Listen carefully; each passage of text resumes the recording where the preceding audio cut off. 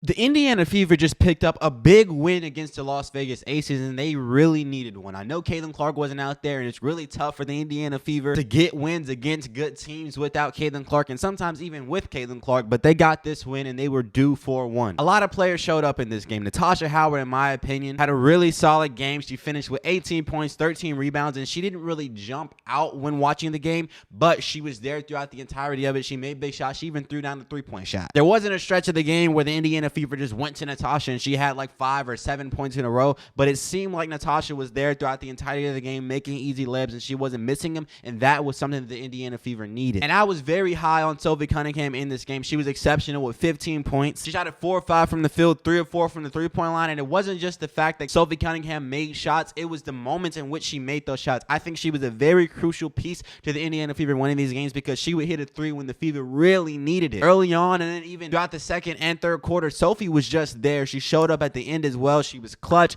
I love the game from Sophie Cunningham, and she's been stringing together some amazing games over the past 6. I know a lot of people are irritated about Lexi Hull being benched at this point, and a lot of people are like, what is Stephanie White doing by moving Lexi to the bench? But I actually don't think it's been a bad move, because I think what Stephanie White understands about Lexi Hull is what I'm learning about Lexi Hull is that she doesn't really care if she's starting or if she's on the bench. She's going to come in and give you the same effort day after day after day. But it seems like Sophie Cunningham is the kind of player that benefits from being in a starting lineup, that benefits from starting off the game, getting a chance to get into a groove. So I actually like the swap. I like Sophie Cunningham being in the starting lineup because she's been exceptional. She deserves to be a starter. And then Lexi Hull, even though she also deserves to be a starter, she is a player who's going to continue giving it her all even when off the bench. So shout out to Sophie Cunningham and shout out to Kelsey Mitchell. She threw up a bad game today. She was basically an over early on. She was missing all her layups. It was not looking too good. I think she started off like 2 of 12 from the field, y'all. It was trash. But one thing about Kelsey Mitchell, and something that I always like to say about Kelsey Mitchell, is that she shows up when the Fever need her. She gives them that lift and that boost when things are going under. I always like to say that Kelsey Mitchell is steadying the ship with the shots she makes. Every single time it's going astray,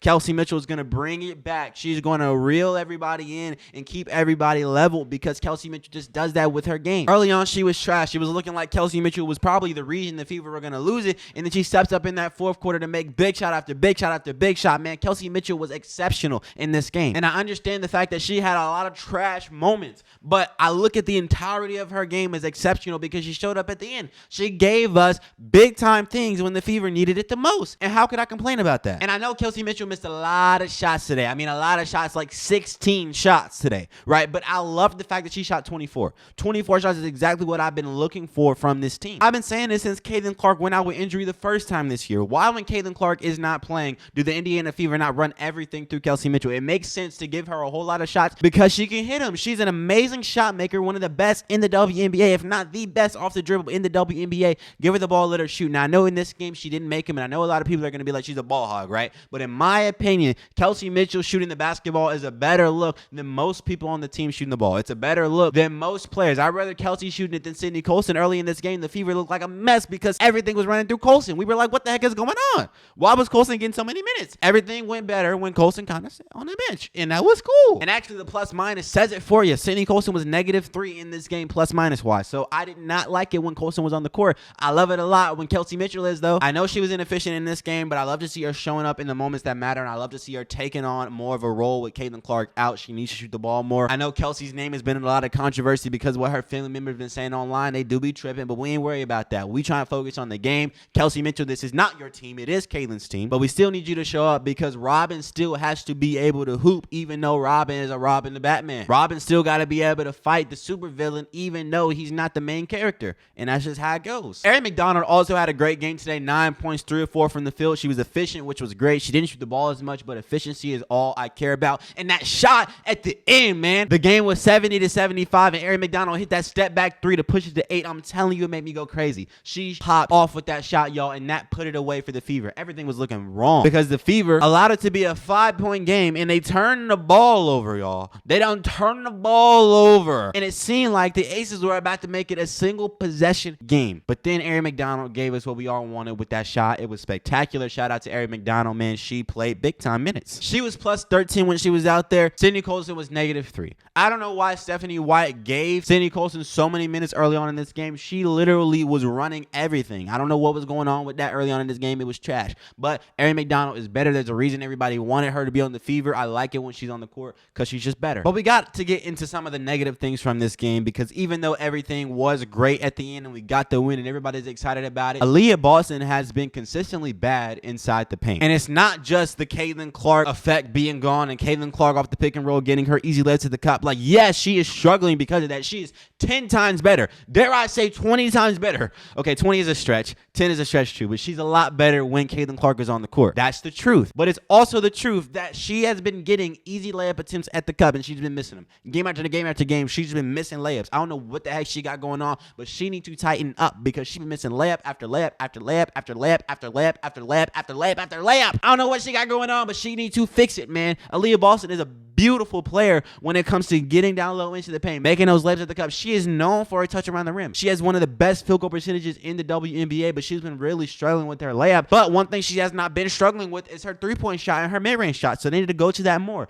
Less shots in the paint, less missed layups for Aaliyah Boston, more off the pick and roll, getting the mid-range jump shot, more off the pick and roll, getting the three-point jump shot. She made one of each in this game. That's what I love to see. We need to see that more from Aaliyah Boston to expand her game because if you continue shooting and you draw the defense out, eventually what's going to happen for Aaliyah Boston is that they're not going to be crowding her around the rim. They're going to be crowding her in the mid-range on the three-point line, which is going to allow her to get easier layups at the cup. And if she'll just slow down a little bit, she'll be able to make those layups. But she's getting easy layups at the cup right now. She's missing them, so she needs to work on that immediately. And even though the Fever got the win, and I love the game from Sophie Cunningham, she only shot 5 shots. So it goes back to my problem from the last video. Why the heck aren't the Fever feeding the hot hand? It's a Stephanie White problem, man. I don't get it. Sophie Cunningham came out in this game, hit a three-point shot. From then on, it should have been like, we getting her 15 shots. I don't get it. She's been hot for 6 games straight, and we're still not riding up plays for her consistently. Every once in a while, once in a blue moon, you'll see a play rolled up for Sophie Cunningham, but she's been the best shooter on the team consistently for 6 games.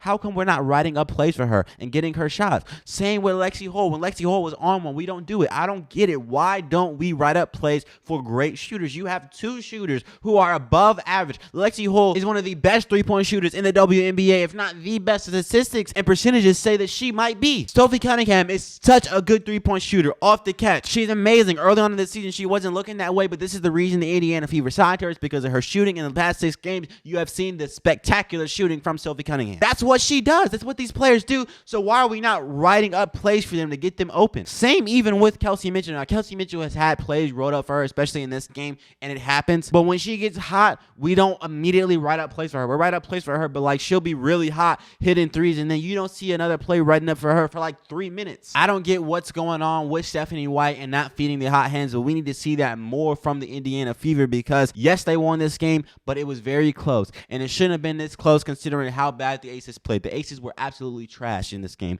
Terrible basketball. They are a sucky team. They are washed up. The washed Vegas ACES. I don't like anything I saw from the ACES today. But it shouldn't have been a 5-point game with about a minute and a half to go because the Indiana Fever were fumbling. It shouldn't even been that close. And we can prevent this if we're going to the hot hands. Why are we running everything through Sydney Colson early on in the game instead of running it through Kelsey Mitchell or through Erin McDonald and getting up plays for Sophie Cunningham and for Lexi Hall? I don't get it, man, at all. But once again, shout out to the Fever for picking up the dub. They played amazing in this game, and we have to talk about Kaitlin Clark periodically before we end up this video. I don't know if you guys saw the report, but Kaitlin Clark, as stated by the Indiana Fever, will be out for basically an indefinite period of time. There's no timetable on her return. The good news is that Kaitlin Clark has not been diagnosed with any new injuries or any new condition. They've done the scans, the MRI, everything that's needed to be done, and Kaitlin Clark has been cleared of no new injuries, which is an amazing thing. No new injuries, no new pop-ups. The problem is that we have no timetable. We don't know how long it's going to take for her to be back. And the wording that they use specifically with them saying that they're prioritizing the future health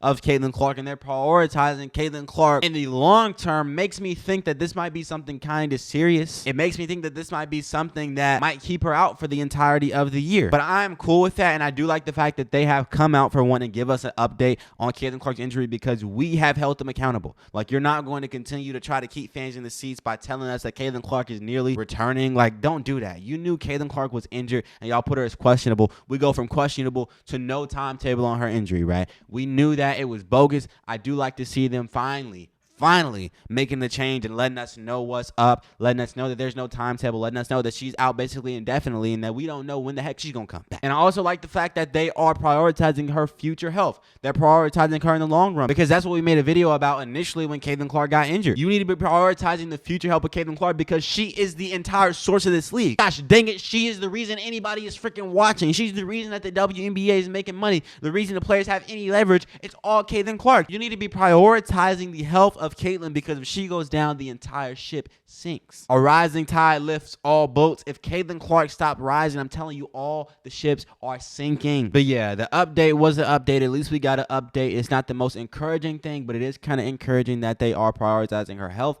The wording was kind of scary in some places, but hey, Kaitlin Clark hopefully will be back this season. And if they got to bring her back early September and give her a few games to get back into her groove before playoffs, I'm cool with that. They just got to make the playoffs. I want to see Kaitlin Clark this year, but if she doesn't play for the rest of the year and she comes back next year, hopefully this team is better by the next time we see her on the court. But once again, big win from the Indiana Fever. Hope you guys enjoyed the video. Shout out to everybody who tuned into the live watch party. I had a lot of fun with y'all there. We haven't had as many people in the lives as of recently, but everyone who really rocks with us be in the live stream. So tune in if you do rock. It be fun. We be going at it. We be having fun, cracking jokes. Everybody thinks I work at IHOP. I don't work at IHOP. Now I work at McDonald's. I don't work at McDonald's. And then apparently I manage the frozen department at a Kroger. I don't even know how we got here, y'all. But that's what be going on in the live watch parties. So yeah, y'all got to tune in. But I'm out, y'all. Hopefully you guys enjoyed this video. I certainly did, man. Peace out.